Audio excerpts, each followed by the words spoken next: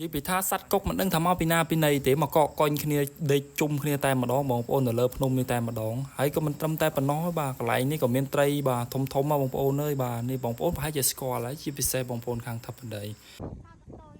បាយកតុយអូមានបើស្លាប់ពីថ្ងៃបន្តិចហ្នឹងចេញវីដេអូចាប់ផ្ដើមជិះធ្វើដំណើរទៅតាមផ្លូវកង្ហរហើយយើងក៏ឈានចូលមកដល់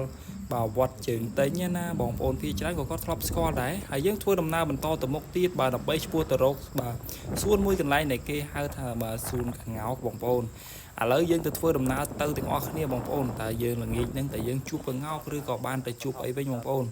ឥឡូវយើងមកដល់សាលាបឋមណាយើងបន្តទៅមុខទៀតហើយម៉ូតូបាទរៀងអស់សាំងហើយហ្នឹងឯងទាំងអស់គ្នាដោយសារតែថ្ងៃហ្នឹងយើងធ្វើដំណើរទៅណាមិនចេះជាស្គាល់ផ្លូវទេហើយប៉ុន្តែយើងបានជួបបន្ទាយបាទ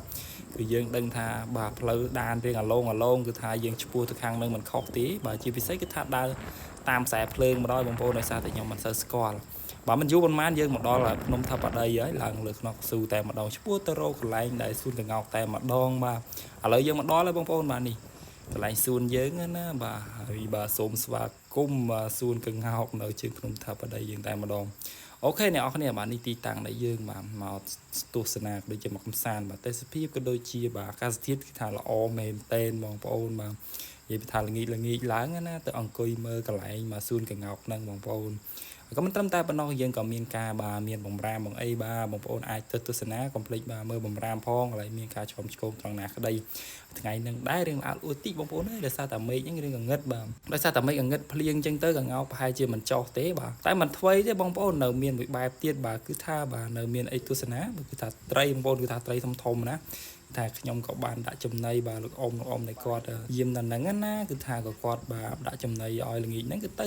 ពេលតែម្ដងបងប្អូនហើយខ្ញុំក៏បានសុំចំណីគាត់បន្តិចណាដើម្បីសាកដាក់បងប្អូនគឺថាត្រីណែងនេះចាប់ដើមធំទៅហើយមិនយូរប៉ុន្មានទៅបងប្អូនចាំមើលណាបាទដូចទៅនឹងកន្លែងបណ្ណណាដែលគេចំណាំទៅដាក់ចំណីត្រីបាទមិនត្រឹមតែមានតែត្រីទេបងប្អូនបាទកន្លែងហ្នឹងថ្ងៃឡើងគឺថាមានព្រៀបក៏ច្រើនបាទថ្ងៃណាបាទចំណែកឯពេលល្ងាចវិញបាទចិត្តយប់គឺថាសម្បូរទៅដោយបាទសត្វកុកច្រើនមែនទែនបងប្អូនដូចរាប់រយបងប្អូនបាទនេះបងប្អូននេះអានេះដោយសារតែខ្ញុំរៀងល្ងាចក្បាលប្រឡប់ខ្ញុំអត់ហ៊ាននៅយូរទេដោយសារតែយើងធ្វើដំណើរនៅឆ្ងាយបងប្អូនហ្នឹងហើយពុកម៉ែបងប្អូនចង់ទៅទស្សនាបាទបងប្អូនដោយសារតែពេលល្ងាចហ្នឹងបាទសត្វកុកគឺថាដឹងតែចូលតំណុំរបស់វាហើយក៏ប៉ុន្តែបងប្អូនសត្វកុកយើងដឹងស្រាប់ហើយកន្លែងទីតាំងបាទมันច្បាស់លាស់មិនជាក់លាក់ទេដីកន្លែងនេះពីវិខែអញ្ចឹងទៅក៏ដូរវិញអញ្ចឹងណាបាទនេះជាឱកាសល្អហើយបងប្អូនអាចមកទស្សនាបានបាទហើយនៅចិត្តផ្លូវស្រួលទៀតបាទហើយល្ងាចឡើងក៏មានក្មួយគាត់មកញ៉ាំអីអញ្ចឹងណាគឺបើមិនពេលស្លាប់ទេ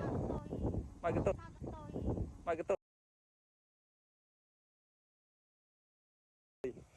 អូមានបើស្លាប់ទេ